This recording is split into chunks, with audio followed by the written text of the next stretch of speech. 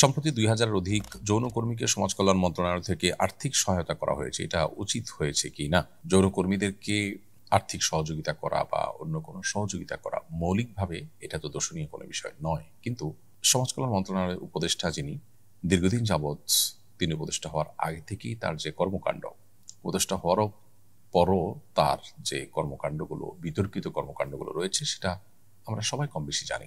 এদেশে যৌনকর্মীদেরকে, পতিতাদেরকে পুনর্বাসন করা, তাদেরকে সুন্দর এবং সুস্থ স্বাভাবিক একটা জীবন উপহার দেওয়ার প্রচেষ্টা না করে বরং তারা যে বিভিন্ন রকমের দালালদের খপ্পরে পড়ে ভুল পথে এসেছেন, সেই পথেই তাদেরকে টিকিয়ে রাখার জন্য তিনি কাজ করছেন।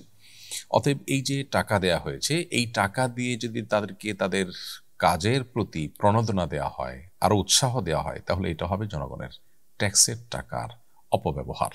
আমি মনে করি বাংলাদেশের 1% মানুষও যদি মতামত নেওয়া হয়, তাহলে এই পতিতা বৃত্তি বা পতিতাদের এই কর্মকাণ্ডের জন্য তাদেরকে আপনি উপহার, পুরস্কার অথবা তারা তাদের এই কাজে যেন টিকে থাকে সেজন্য আরো সহযোগিতা করা, এটার ব্যাপারে একটি টাকা জনগণের ট্যাক্সের টাকা খরচ হোক, এটা দেশের 1% মানুষ আমার মনে হয় না মতামত দিবে।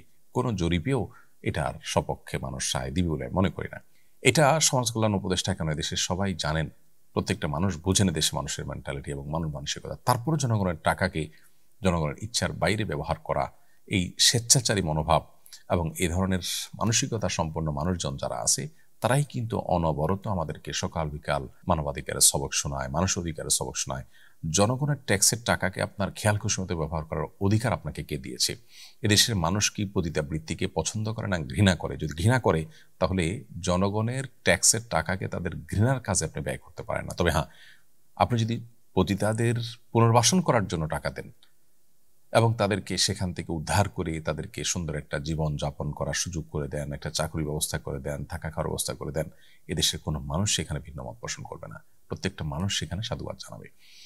সমাজ কল্যাণ উপদেষ্টা এদেশের সবচেয়ে বিতর্কিত মানুষগুলোর মধ্যে থেকে একটি। সমকামিতার মতো অপরাধ, যেটি প্রচলিত আইনে অপরাধ হিসেবে উল্লেখ করা রয়েছে এবং শাস্তিযোগ্য অপরাধ হিসাবে রীতিমতো আইনে রয়েছে, সেই বিষয়টিকে নর্মালাইজ করার জন্য তিনি চেষ্টা করছেন। অর্থাৎ আইন প্রণেতা যে, সেই আইন প্রণেতা ভূমিকায় থেকে, যদিও তিনি সংসদ সদস্য নন, তিনি উপদেষ্টা ইন্টারিম গভর্নমেন্টের, তারপরেও তার এই আইনকে সংরক্ষণ করা বা আইন এবং বিচার কার্য যেন আইন আলোকে প্রতিষ্ঠিত হয়, পরিচালিত হয়, সে বিষয়গুলো দেখভাল করার জন্য দায়িত্বশীল যিনি, তিনি নিজে সেটাকে লঙ্ঘন করার জন্য অপচেষ্টায় রত এবং লিপ্ত আছেন।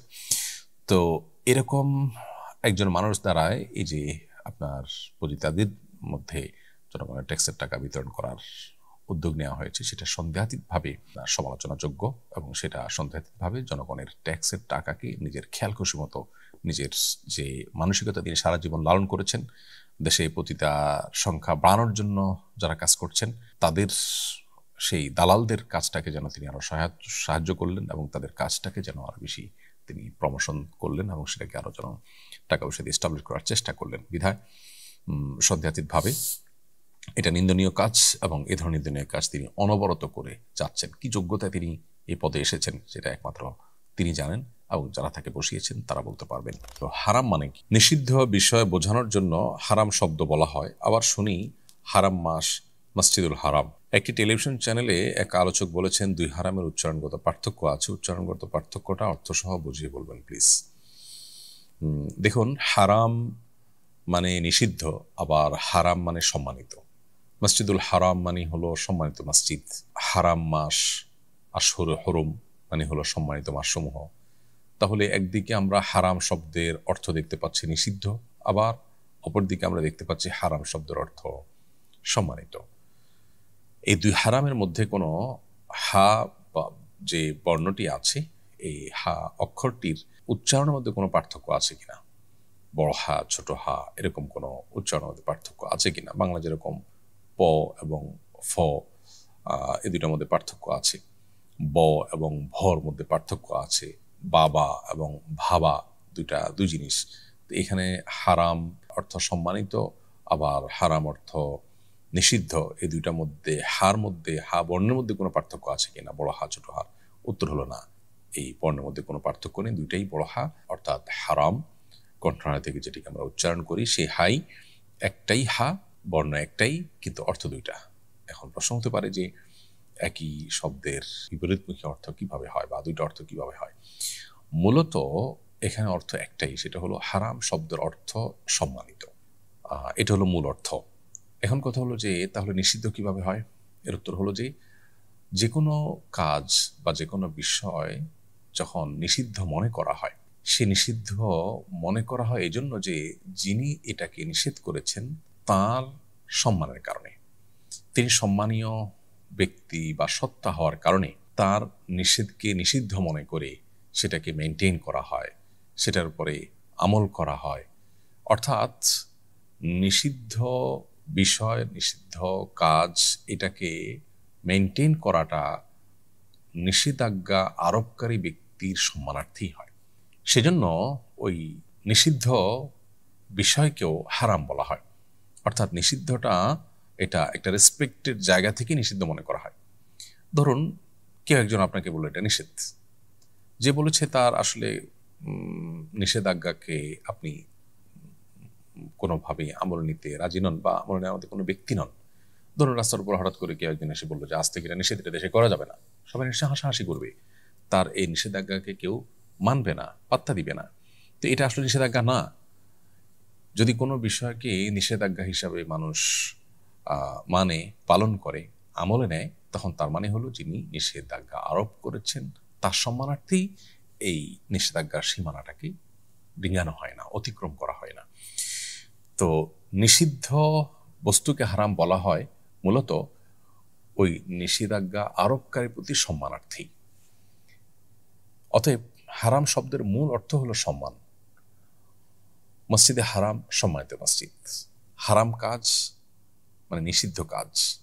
এই যে নিষিদ্ধ কাজকে হারাম কাজ বলা হচ্ছে, সেটা কেন? কারণ হলো এটা হলো যে নিষেধাজ্ঞা আরোপ করেছেন তার প্রতি সম্মানার্থে, তার প্রতি রেসপেক্ট থাকার কারণেই এটাকে নিষিদ্ধ করা হচ্ছে, যেটা করা যাবে না, এটা নিষেধ করেছেন আল্লাহ রাব্বুল আলামিন, বিধায় এটা হারাম। এই যে আল্লাহর প্রতি রেসপেক্ট থেকে যেটা করা হচ্ছে না সেটাকেই হারাম বলা হচ্ছে। নিষিদ্ধ বলা হলেও সেটাও মূলত সম্মান প্রদর্শনের খাতিরেই কিন্তু আমরা মেনটেন করে চলেছি, সে অর্থেও এটাকে নিষিদ্ধ করা হচ্ছে। অর্থাৎ এখানে নিষিদ্ধ হলেও সেখানে সম্মান প্রদর্শনের একটা দিক আছে, সে অর্থে বা সেই দিক থেকেই কিন্তু সেটাকে হারাম বলা হয়। তো এজন্য একই শব্দের অর্থ কখনো নিষিদ্ধ হয়, আবার কখনো সম্মানিত হয়, কখনো মূল অর্থটাই হয়, আবার কখনো মূল অর্থের আলোকেই নিষিদ্ধ অর্থটি ব্যবহার করা হয়। এর বাইরে ছোট হা দিয়ে যে হারাম হয়, যেটাকে হায়ে হাওয়াজ বলা হয় বা ছোট হা আমরা যেটাকে বলি, সেই ছোট হা দিয়ে হারাম যেটাকে বলা হয় সেটা হলো অনেক অর্থই হয়। তোমাদের থেকে একটা অর্থ হলো ত্রিভুজ, ত্রিভুজ টাইপের আপনার বড় কোনো প্রাসাদ, ভবন, ভবনের নকশা, এগুলোকে হারাম বলা হয়। আর এর বাইরে আল হারাম এ শব্দটি হাদিসে এসেছে বার্ধক্যজনিত যে কষ্ট বা মানুষের বয়োবৃদ্ধ হওয়ার যে অবস্থা, সেটাকে হারাম বোঝানো হয়। নবী করিম সাল্লাল্লাহু আলাইহি সাল্লাম আল্লাহর কাছে দোয়া করতেন, আল্লাহুম্মা ইন্নী আউযু বিকা মিনাল কাসাল, আল্লাহ আপনার কাছে আমি অলসতা থেকে পানা চাই।